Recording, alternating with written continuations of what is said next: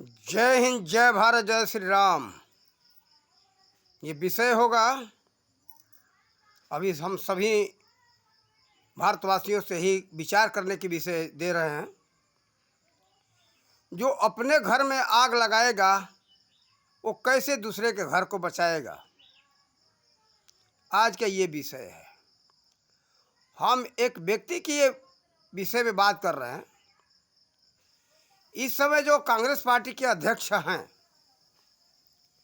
जो सर्वासर्व भले अध्यक्ष किसी को बना दें, लेकिन उसका बागडोर अपने हाथ में रखते हैं। सोनिया के हाथ में रहता है और राहुल के हाथ में रहता है। सोनिया का भी यही विचार है कि ये बागडोर हमारे हाथ में रहे, कारण कि हमको प्रधानमंत्री बनाना है या राहुल गांधी को बनाना है या प्रियंका गांधी को बनाना है। ये इन लोगों का विचार है। इसीलिए पार्टी डूबती जा रही है दिन प्रतिदिन, कारण कि अपने ये शब्द को संभाल करके नहीं बोलते, उल्टा बोलते रहते, देश विरोधी बात बोलते रहते। तो बताओ, ये देश विरोधी जो बात बोलता रहता है, कैसे वो देश को बचा सकता? फिर हिंदुत्व को समाप्त करने की बात करते हैं। हिंदू को समाप्त कर देंगे तो यही है समता तुम्हारा? यही गांधी जी का विचार है? ये समाजवाद का सिद्धांत अगर हो तो बोलो, एक को समाप्त करोगे और एक को रखोगे, जिसको अल्पसंख्यक कहते मुसलमानों को। बार बार मुसलमानों का अल्पसंख्यक का पक्ष लेते हो। अरे भाई, सबका अगर बात करो तो अच्छी बात है। समाजवाद का वास्तविक मतलब ये है। अब आप लोग को हम दिखाते कि कैसे अपने घर में आग लगा रहे हैं। इनके पार्टी के अंदर एक से एक धुरंधर, बहुत समझदार, अनुभवी नेता हैं। पहले नंबर में गुलाम नबी आज़ाद, भूतपूर्व प्रधानमंत्री जम्मू कश्मीर। वो अच्छे अनुभवी हैं और निष्पक्ष विचार के हैं। वो पक्षपात बहुत कम करते। वास्तविक बात आ जाता तो सत्य बात बोलते हैं। आप सबको मालूम होगा जो समाचार देखते हैं। उसके बाद कौन उतने पक्षपात रहित तो नहीं है। ये क्या कहते हैं इनको,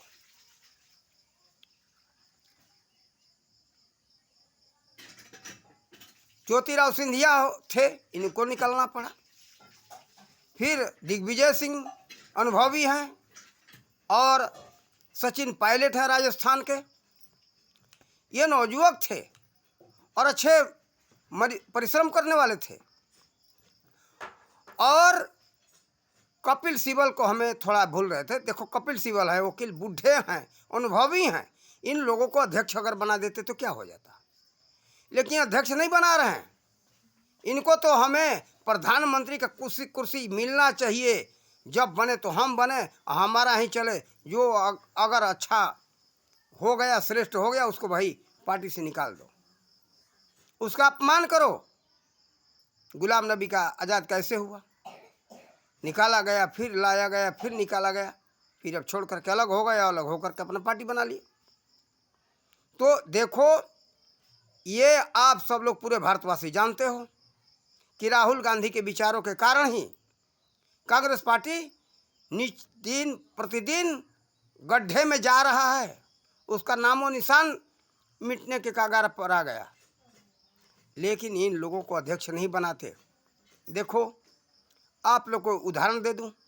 आपके घर में ही 10 सदस्य हों, लेकिन जो घर चलाने का, परिवार चलाने का अनुभव जिसके पास होगा, उसी को मालिक बनाया जाना चाहिए, तभी घर चल सकता है।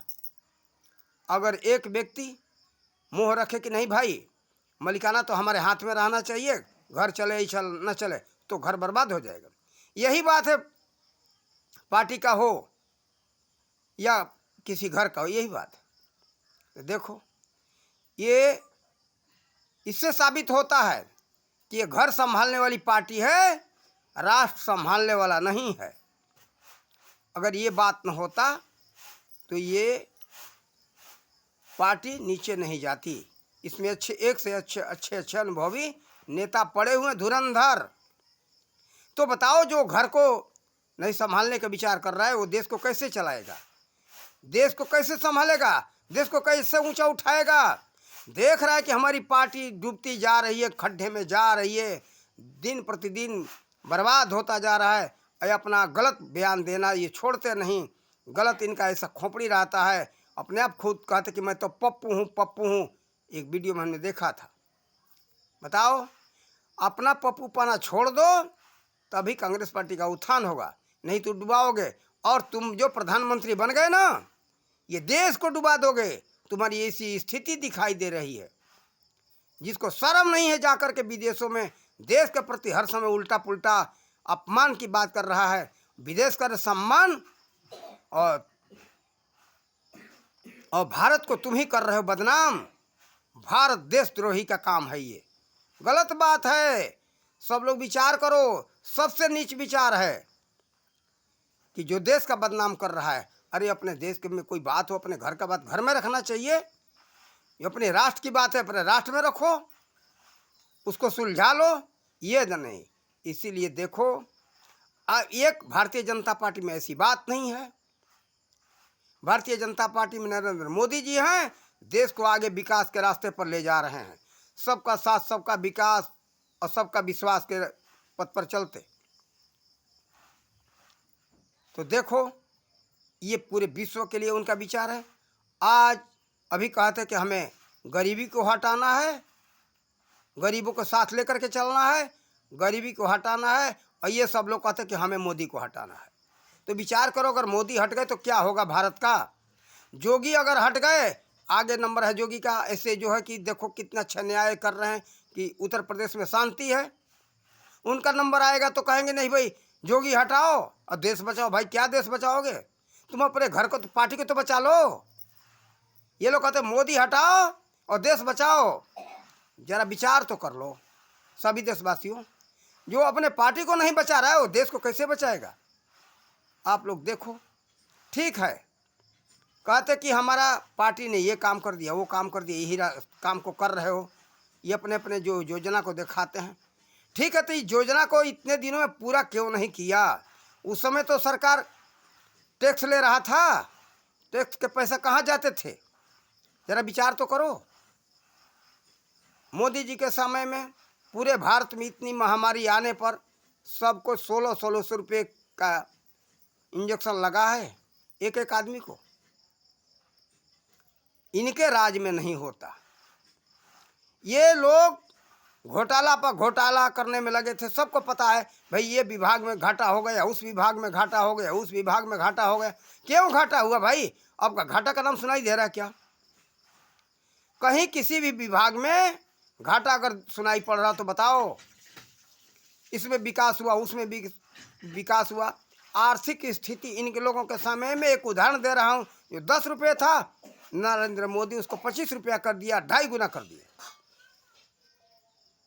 एक उदाहरण दिया हमने, ये खरबों की बात है। तो ये उदाहरण 2.5 गुना किया। अब क्या चाहिए भाई?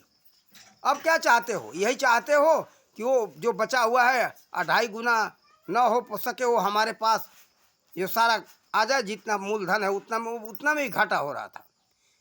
किसी भी विभाग में घाटा के अलावा अब कहते कि जो है कि बेच लिए। क्या किसको बेच दिया है? तो अपने भारतवासी के हाथ में, किसी के हाथ पर ठेका में दे दिया चलाने को।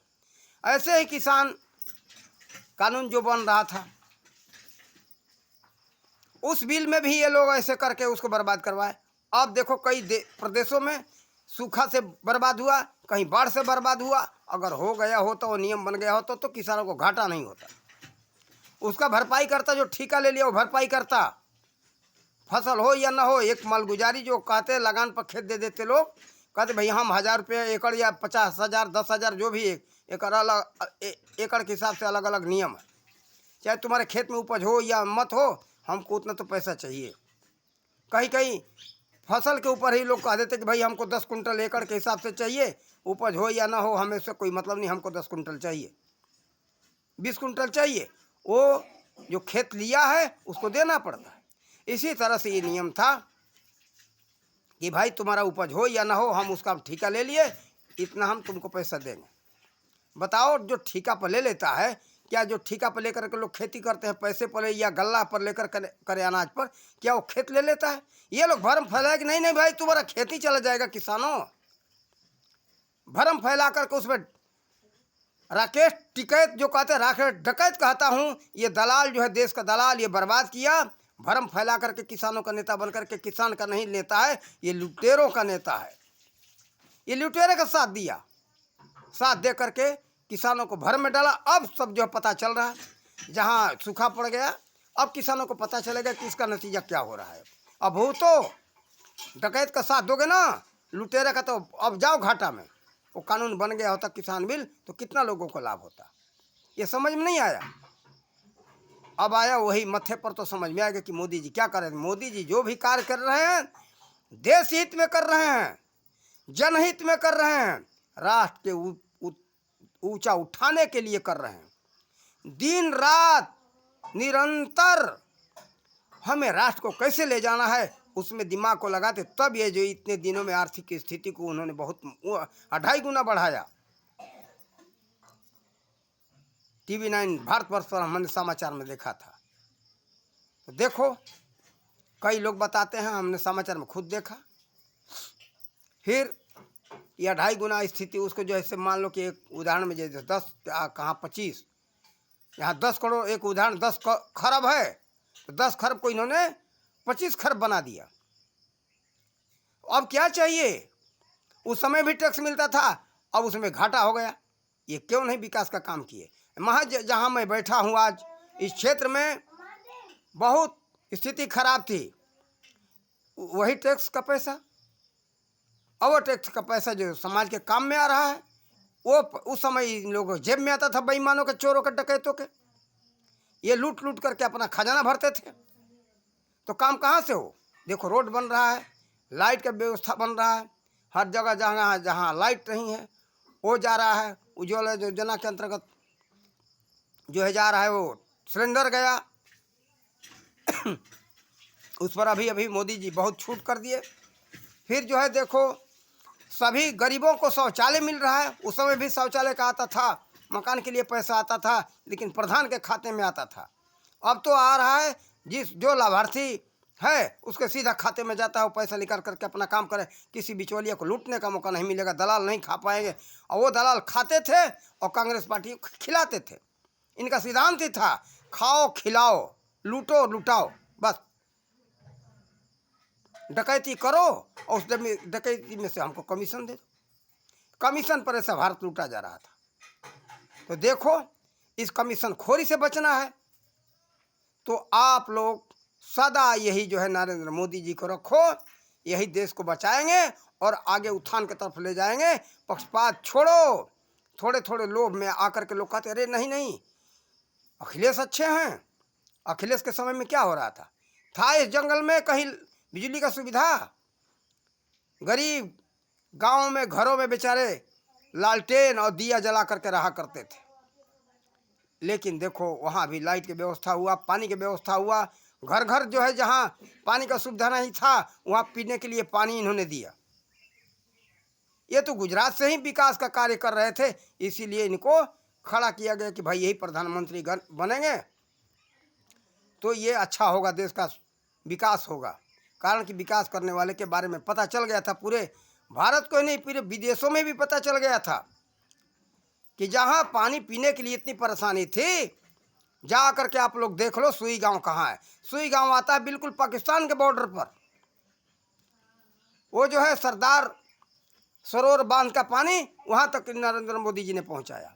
वो पानी जाता है बाड़मेर जिले राजस्थान में। नहीं तो 2001 के पहले गुजरात की ऐसी स्थिति थी कि 10-10 दिन लोगों को नहाने को पानी नहीं मिलता था। थोड़े थोड़े बचा बचा करके नहाते थे। पीने को पानी नहीं था, नहाने की तो दूर। वहाँ ऐसा विकास किया। उसके बाद उद्योग धंधा के लिए उन्होंने अच्छा व्यवस्था किया। ऐसे विकास पर तो पहले वहाँ के लोग उद्योगशील हैं। दूसरी बात, वहाँ क्रूरता नहीं है। ये राजस्थान को ले लो, पंजाब को ले लो या अन्य राज्यों को ले लो, सब जो है क्रूरता इन लोगों में नहीं है, इसलिए आगे बढ़ रहे हैं। यह उत्तर प्रदेश और बिहार में इसी साथ समझा दो। ये भी बात, यहाँ लोगों में क्रूरता है। तो देखो, दलाली मत करो। भारत ऐसे बार बार पीछे जाता रहा, ये लोगों के यहाँ दलाली के कारण, थोड़े थोड़े लोभ लालच में ये डकैतों को साथ देते। चलो अंग्रेजों के समय में, मुगलों के समय में, उस समय भी यही हुआ भारत में। मुगलों का साथ दिया इन लोगों ने, यहीं के लोग। ऐसे बाहर के विदेशी आकर के आक्रमण नहीं कर लेंगे। एक तो कमी और थी कि यहाँ के लोग तलवार उठाना नहीं पसंद करते। हम सत्य अहिंसावादी हैं, यही पाठ पढ़ा रहा है कांग्रेस पार्टी गांधी के माध्यम से। सत्य अहिंसा के मार्ग पर चलो, थप्पड़ खा लो, एक गाल में कोई थप्पड़ मारा तो कहो कि हमारे दूसरे गाल में भी थप्पड़ मार लो। ऐसे रक्षा हो सकता है क्या? कभी नहीं रक्षा होगा। जो तलवार उठाए उसका तलवार से जवाब, तलवार का जवाब तलवार से देना चाहिए। जैसा देवता वैसा पूजा, ऐसा हमारा सिद्धांत है। यही हमारे महापुरुषों का सिद्धांत रहा।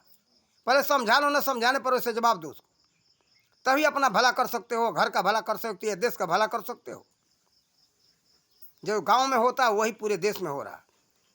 तो ये आज वैसे दलाल हैं कि ऐसे लुटेरों का लिए साथ दे रहे हैं, थोड़े थोड़े लालच में। उस समय भी यही हुआ, मुगलों के समय में थोड़ा थोड़ा लालच में, पद के लालच में अपने स्वार्थ को, देश को बर्बाद किए। चित्तौड़गढ़ के किले का इतिहास देखो, उस समय भी यही हुआ। महाराणा प्रताप के खिलाफ, उनके पिता के खिलाफ ये यहाँ के देश के दलाल साथ दिए, अकबर का और अलाउद्दीन खिलजी का। जो वहाँ जो है महारानी पद्मावती का, आप लोगों ने शायद फिल्म देखा होगा। तो क्या हुआ, वो क्यों जौहर किया? जौहर का मतलब होता है स्वयं आग लगा करके जल जाना। तो जो पद्मावती रानी जली, और के साथ में बहुत सी उनके साथ में जितनी औरतें थी जलाई, वो बेचारी जल गई। कहे चलो हम लोग ये मुसलमानों के हाथ, मुगलों के अत्याचार के सहन करें, हमारी बेइज्जती होगी, बलात्कार करेंगे, हमको परेशान करेंगे, पता नहीं क्या क्या दुर्गति होगी, जल के मर जाओ, अपने मर्यादा बचाओ। फिर महाराणा प्रताप के समय में भी यही हुआ, अकबर के समय में ही हुआ है। ये कहानियाँ छिपाई जा रही है। ये देश के दुश्मन, ये गद्दार अकबर के अत्याचार की कहानी छिपाए और अकबर को महान बताए कि समाज सबको बराबर देखने वाला था, सबके धर्म का रक्षा करने वाला था। इस इतिहास को छिपा करके अकबर को महान शासक बताया गया। अरे उस इतिहास को सब ये छिपाए हैं, वो इतिहास धीरे धीरे खुल रहा है, सबके सामने आ रहा है। क्यों जो है वहाँ के राजा का ये स्थिति हुआ कि अपने हारने के देखिए कि हम हार जाएंगे, पहले जो अपने परिवार बाल बच्चों को आग में जला दिए, सोचो। उसके बाद ये लड़े हैं, वो भी लड़के मर गए। उसमें महाराणा प्रताप एक थे कि हारे नहीं और जीते भी नहीं, तो हारे भी नहीं, लेकिन जंगलों में जाकर चले गए अपनी इज्जत मर्यादा को बचाने के लिए।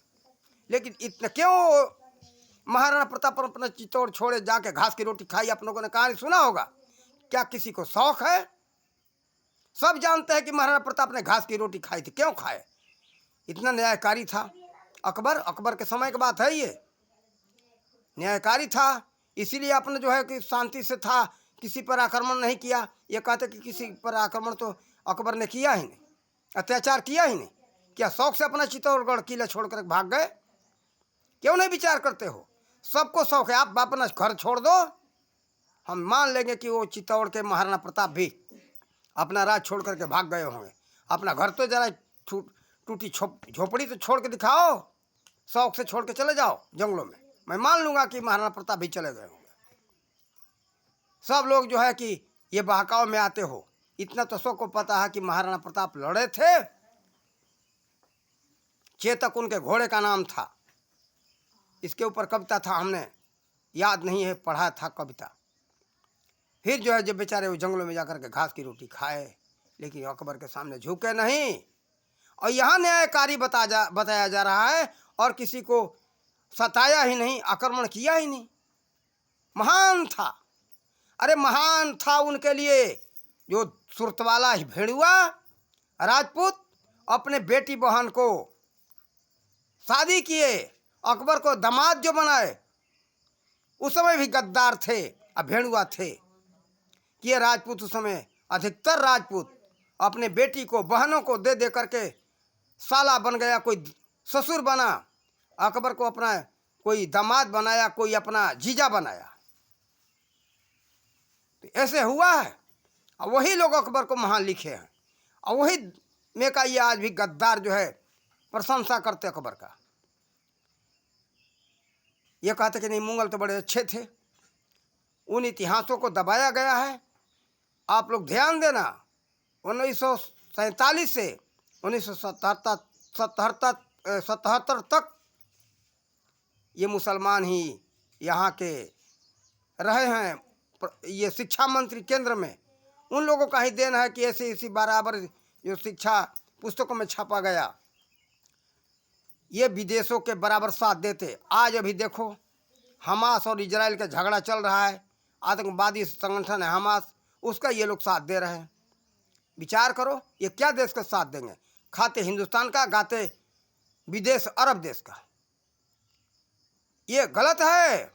अरे अब्दुल कलाम से सीखो। इतना बड़ा जो है वैज्ञानिक होते हुए वो चाहते तो विदेश पाकिस्तान को मिसाइल दिए होते, लेकिन पाकिस्तान को नहीं दिया, भारत को उन्होंने दिया। अब्दुल हमीद से सीखो, देश के लिए वो शहीद हो गए।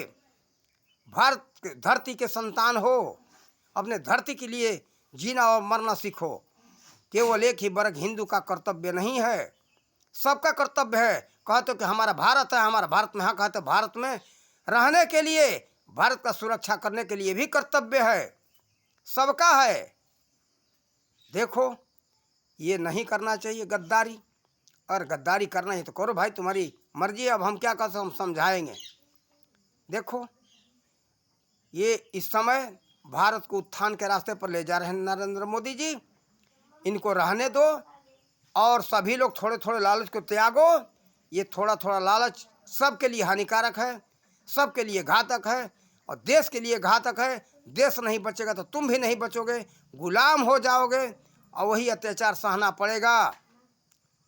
अगर विदेशियों का पत्नी बनना हो तो सब लोग करो ये धंधा कि विदेशियों का दलाली करो, ये लुटेरों का दलाली करो। ये लुटेरे, चोर, गुंडे देश को बर्बाद कर रहे हैं। इससे बचो और देश को बचाओ। और जोगी मोदी ही देश का रक्षा करते हैं, कर सकते हैं। कारण है कि निरंतर ये लोग सोच रहे हैं देश का कैसे विकास हो, और ये लोग देश के विकास के नहीं सोचते थे जेब का हमारा कैसे विकास हो, हमारे खजाने का कैसे विकास हो। इसलिए राष्ट्र का विकास नहीं हुआ। आप सब लोग, पूरे भारतवासी उस समय भी टैक्स देते थे। वो टैक्स का पैसा कहाँ जाता था? आप सबके कार्य में खर्चा ना हो करके अपने अपने ये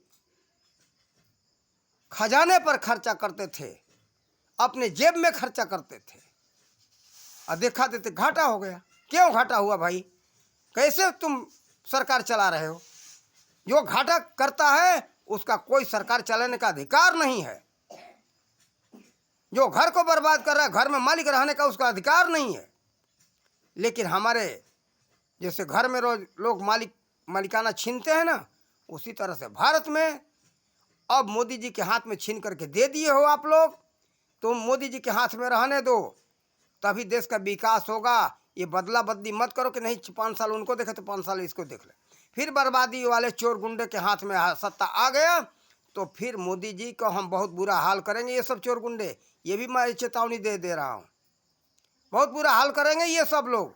और देश की बर्बादी तो वो होगी ना, पिछले कभी भी नहीं हुआ 1947 के बाद, और बहुत बुरा हाल होने वाला है। कर्नाटक से शिक्षा ले लो, सीख लो कर्नाटक से। जैसे कांग्रेस पार्टी का राज हुआ तो छूट दे दिया कि बस जल्दी इनका धर्म परिवर्तन कराओ, जितना जल्द से जल्द करवा दो। और पहले राहुल कह दिया है कि हिंदू तो समाप्त कर देंगे, अगर हमारा सत्ता आया तो वही होगा, हिंदू तो समाप्त हो जाएगा। केवल एक वर्ग का अल्पसंख्यक का ये लोग बढ़ावा देंगे।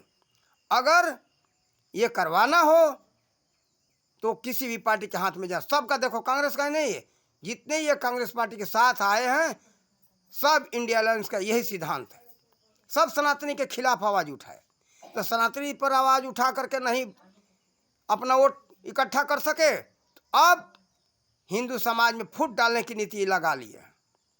पहले ये नहीं दिखाई दे रहा था कि बहुसंख्यक और अल्पसंख्यक का अधिकार था। अब बहुसंख्यक में क्या है कि सबका जो है जाति गणना कराओ, जातीय जनगणना करवा लो, क्यों? फूट डालने के लिए। क्षत्रिय ब्राह्मण वैश्य शूद्र बांटो और बांट करके अपना वोट बैंक बनाओ।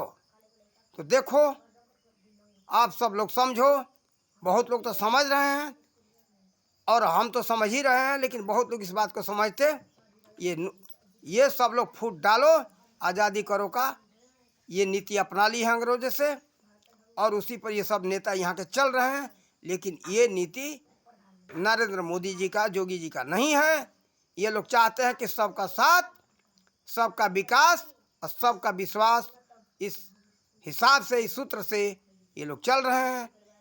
आप लोगों से हम यही कहेंगे, निवेदन, इनको रखो, यही देश का विकास कर सकते हैं। इनके अलावा शायद ही कोई विकास करने वाला मिलेगा।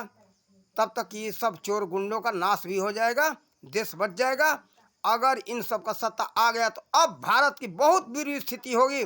फिर भारत को बहुत गड्ढे में जाने से, बर्बाद होने से कोई रोक नहीं सकता। अगर हमारे बातों पर नहीं विश्वास होगा तो करके एक बार देख लेना। पूरे भारत इस समय जो चल रहा है स्थिति उत्थान पर ना, इसका नाश कर देंगे ये सब इंडिया अलायंस वाले। सबका यही सिद्धांत है। सब लोगों ने पहले देखा अखिलेश के समय में क्या हुआ। अब ममता हो जाएगी। ममता तो वहाँ जो है कि गुंडागर्दी से सत्ता इकट्ठा कर रही है, वही हालत पूरे भारत में होगा। कत्ल करवाओ, अपना सत्ता कायम रखो, किसी को फिर जीतने का मौका नहीं मिलेगा। जो कत्ल होता है ना बंगाल में, अगर भारतवासियों ममता का अगर सत्ता आ गया तो वही कत्ल पूरे भारत में देखने को मिलेगा। जो बिहार में नौकरियां की स्थिति है, वहाँ इतना विकास था पहले उसी धरती पर था। क्या आर्यभट्ट हुए और आचार्य चाणक्य हुए, और आज भी वह धरती ऐसी, वहाँ के विद्वान निकलते। पहले जो है वहाँ बड़े बड़े अच्छे अच्छे विकास हुए। लेकिन जब से जो 1990 के बाद से धीरे धीरे बर्बाद होने लगा, और जब से लालू आ गए तब से बुरा हालत हो गया। उस समय तो, अब तो नीतीश के समय में सुधार हुआ, लेकिन अब नीतीश जाकर के पलटू राम, ये उन्हीं का लड़का कहता है पलटू का। सोचो, ये पलटू का है, पता नहीं किधर पलट जाए। तो ये जो पहले जीते, नीतीश तो अच्छा चलाए, रोड अच्छा हुआ, लाइट का सुविधा अच्छा हुआ, पानी का सुविधा अच्छा हुआ, धीरे धीरे मिलने लगा। लेकिन जैसा पूरे भारत में विकास हो रहा है वैसा विकास अभी नहीं हो रहा। विकास के रास्ते पर जा रहे थे। अब जैसे आया दूसरा चुनाव का समय तो सोचे कि भाई अब तो हम हार जाएंगे, तो फिर भारतीय जनता पार्टी से मिल करके बनाए। फिर जब है प्रधानमंत्री पद का नंबर आया 2014 में, तो उस समय अभी इनको ईर्षा हो गया। इनका जो है दो ही लोग कहते थे, इस लोग कहते पूरे देश के लोग, नीतीश या नरेंद्र मोदी, दो ही है भारत के प्रधानमंत्री की जो। तो ये होड़ में थे कि अब नरेंद्र मोदी को लोग बना देंगे तो हमारा नंबर नहीं आएगा, इसलिए भारतीय जनता पार्टी से अलग होकर के अपना सरकार बनाए लालू से मिल करके। तब ये फिर जो है गर्त में जा रहा है बिहार। नहीं तो बिहार में देखो, बिहार के लोग बाहर क्यों जा रहे हैं नौकरी के लिए? वहाँ सुविधा नहीं है। अरे ये कहाँ जा रहा है पैसा टैक्स का? वहाँ बनाओ ना व्यवस्था, फैक्ट्री खोलो, रोजगार खोलो, उद्योग धंधा खोलो, लोगों को दो नौकरी। आज बिहार के लोग पंजाब, हरियाणा, महाराष्ट्र, कर्नाटका, केरला, आंध्रा जो लोग जाते हैं नौकरी के लिए ना, वही भारत का पूरा हाल होगा। भारत के लोगों को विदेशों में भागना पड़ेगा। नीतीश अगर प्रधानमंत्री बन गए तो, लालू बन गए तो फिर वही करेंगे। नीतीश ये अखिलेश अगर बन गए तो मुजफ्फरनगर वाला दंगा आप लोगों ने सुना होगा, वही हाल होगा पूरे भारत में। अगर दंगा देखना है, मरवाना कटवाना है इनको, तो बस सत्ता चाहिए। तुम सब खुश रहो, आपस में लड़ जाओ, मर जाओ, हमसे क्या लेना देना, खुश रहो बस। तो देखो, ऐसा अगर दिन देखना है, ऐसा शासन सहना है, बर्बाद करवाना है, तो नरेंद्र मोदी जी को हटाओ, अन्यथा देश को बचाना है, सुरक्षित रहना है, गुंडागर्दी, चोरी, गुंडागर्दी, बदमाशी को हटाना है, अत्याचार को हटाना है और विकास के रास्ते पर ले जाना सब लोग चाहते हो, तो नरेंद्र मोदी जी को फिर 2024 के चुनाव में जिताओ और देश का व्यवस्था आगे और बढ़ाओ। इन्हीं शब्दों के साथ अपने वाणी का विराम देते। जय हिंद, जय भारत, जय श्री राम।